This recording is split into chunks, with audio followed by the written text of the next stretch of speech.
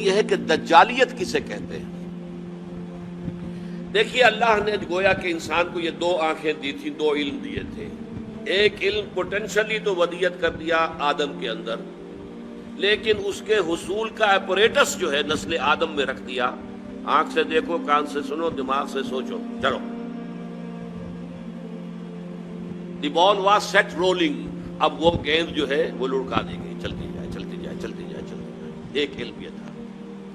دوسرا علم فَإِمَّا يَأْتِيَنَّكُم مِّنِّي هُدًى، ہر سٹیج پر تمہارا یہ علم تو ابھی سٹیج بائی سٹیج چلے گا، ہر سٹیج پر ہم تمہیں ہدایت بھیجتے رہیں گے۔ ہدایت سے مراد کیا؟ یہ کرو، یہ نہ کرو، do this, don't do this. اسی میں تمہاری خیر ہے، اسی میں بھلائی ہے، لیکن تم جانتے نہیں، تم سمجھ نہیں سکتے، تمہیں ابھی فہم نہیں ہے۔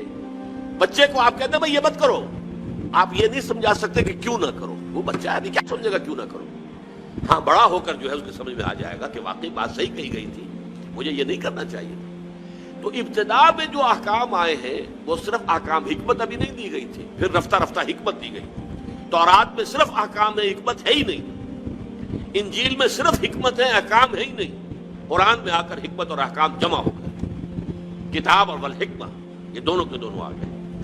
لیکن انسان نے جب ایک آنکھ کر لی بند، یہ ہوا ہے پوسٹ رینائسنس یورپ۔ یورپ میں جو انتہائی تاریکی چھائی ہوئی تھی، نہ سائنس کا علم پڑھنے کی اجازت تھی، نہ فلسفہ کا علم پڑھنے کی اجازت تھی۔ پوپ کا اقتدار، بدترین ملوکیت، دو طرح کا اقتدار، ایک بادشاہی اور ایک پوپائی، پوپ کا۔ اور نہ سائنس پڑھ سکتے ہو، سائنس کی کتاب بھی کسی کے گھر سے نکل آئی تو زندہ جلا دیا جائے گا، فلسفے کی کتاب کسی گھر سے نکل آئی تو زندہ جلا دیا جائے گا۔ حالانکہ سائنس اور فلسفہ دونوں کا آغاز اس سے بہت پہلے ہو چکا تھا یونان میں اور انڈیا میں۔ یہ دو جو ہے اصل میں ancient centres of science and فلسفی بوتھ۔ لیکن یہ کہ یہ جو دور تھا میڈیول ایجز جن کو کہتے ہیں یورپ میں، ڈارک ایجز انہیں کہتے ہیں، یہ ہمارے تاریخ ادوار ہیں تاریخ کے، سائنس اور فلسفہ دونوں کی تعلیم جو ہے بند۔ اب جب کہ ہسپانیہ کی یونیورسٹیوں سے، اسپین کے اندر یہ یونیورسٹیاں تھیں، قرطبہ کی، غرناطہ کی، تولیتلا کی، یہاں آئے جرمنی سے لوگ، اٹلی سے لوگ، فرانس سے لوگ، اور یہاں سے علم حاصل کر کے گئے۔ ان کی آنکھیں کھولی، آنکھیں کھول کر جا کر انہوں نے اپنے ملکوں کے اندر تحریکیں شروع کی، احیاء العلوم، رینائسنس، ریفارمیشن، مذہب کے اندر اصلاح۔ اس کے نتیجے میں یہ علم شروع ہوا وہاں اب دوبارہ۔ لیکن مذہب کے خلاف شدید نفرت پیدا ہو چکی تھی پوپ کے طرز عمل کی وجہ سے۔ انہوں نے ہمیں روکے رکھا، سائنس پڑھنے سے روکے رکھا، انہوں نے ہمیں فلسفہ نہیں پڑھنے دیا۔ اس کی وجہ سے جو رد عمل تھا دشمنی کا، تو مذہب سے بالکل انہوں نے آنکھ بند کر لی۔ مذہب کو دفع کرو، صرف سائنس پڑھو۔ اب نتیجہ کیا نکلا؟ ایک آنکھ بند اور ایک آنکھ چوپٹ کھل گئی۔ یہی تو زمانہ ہے کہ جس میں سائنس کی ساری یہ ایکسپلوژن ہوا ہے، زوردار دھماکے ہوئے، کہاں سے کہاں انسان پہنچ گیا۔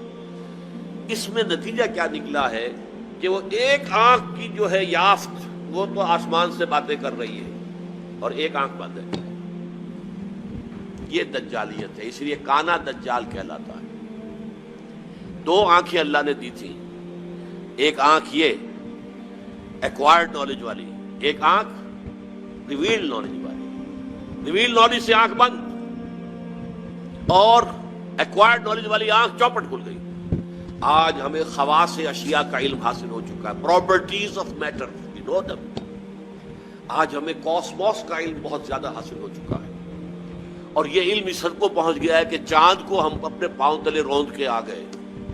اس سے آگے نہ معلوم خلا میں کہاں کہاں جو ہے جا رہے ہیں۔ آج کل آپ کو پروب کرنے والی چیزیں جو ہے وہ مریخ سے بھی آگے کہاں کہاں پہنچ چکے ہیں۔ تو یہ انسان کا جو علم ہے، یہی علم ابھی کچھ اور آگے بڑھے گا تو تمام جو مسٹریز آف نیچر ہیں ان سب کو معلوم کر لے گا۔ موت و حیات، مردہ کو زندہ کرے گا دجال، یہ صلاحیت اس پہ آ جائے گی۔ زمین بنجر پڑی ہوگی، کہے گا کہ اس پہ فصل ہونی چاہیے، ہو جائے گی۔ بارش نہیں ہو رہی، حکم دے گا اور بارش ہوگی، فاصلے ختم ہو جائے گا، اور ہو چکے ہیں virtually. This world has become a global village. یہ دجالیت ٹیکنالوجی کی وجہ سے اور فزیکل سائنسز کی ترقی کی وجہ سے یہ دجالیت جو ہے اب اس مقام تک پہنچنے میں تھوڑی سی کسر رہ گئی ہے. یہ ٹوٹا ہوا تارا مہ کامل نہ بن جائے، لیکن یہ مہ کامل اگر یہ اس وحی کی رہنمائی سے مستغنی رہے گا، اگر انہوں نے اپنی آنکھ بند رکھے گا تو یہ دجال بن جائے گا، دجال اکبر. اور یہی در حقیقت اس دور کی سب سے بڑی ٹریجڈی ہے، اس دور کا سب سے بڑا المیہ ہے. ہمارا کام کیا ہے؟ دونوں علوم کا حصول. اچھا، مذہبی لوگ اس دوسرے علم کو سمجھتے ہیں کہ یہ سیکولر دنیاوی علم نہیں، یہ بھی علم ہے. علامہ آدم الاسماء کو اللہ نے سکھایا تھا، لہذا اس کو ڈسکارڈ کر دینا کہ یہ ہمارا دینی علم ہے، نہیں، دین تو در حقیقت پوری دنیا کو محیط ہے. لہذا یہ جو علم ہے اس کو ہم کہتے ہیں، اس کو بڑا پیارا نام دیا ہے ڈاکٹر رفیع الدین مرحوم و مغفور نے کہ this universe is the work of God and Quran is the word of God. کتنا فرق ہے؟ ورک، ورڈ کے اور ڈی کا ہی فرق ہے.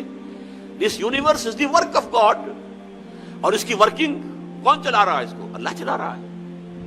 یدبر الامر من السماء الى الارض، ہی از دی مدبر. لہذا this science is understanding the work of God and Quran is the word of God. ان دونوں کے اندر کوئی تضاد ممکن نہیں ہے. کسی انسان کے بھی قول و فعل میں تضاد ہو تو آپ کہتے ہیں بڑا گھٹیا آدمی ہے، کہتا کچھ اور ہے کرتا کچھ اور. کیسے ممکن ہے کہ اللہ کے قول اور اللہ کے فعل میں کوئی تضاد ہو؟ یہ ہمارے عقل کا فہم تھا کہ ہم نہیں سمجھتے تھے. ہمارا ابھی اللہ کے ورک کا علم اتنا کم تھا، ہم سمجھتے تھے آسمان شاید بس 2-4 میل کے فاصلے پر کوئی چھت ہے، جیسے چھت ہوا کرتی ہے. یہی تصور ہوگا انسان کا. آج سے 1000 سال پہلے اور کیا سمجھا ہوگا اس نے کہ ہاں یہ کہاں ہے؟ اس حوالے سے نوٹ کیجئے.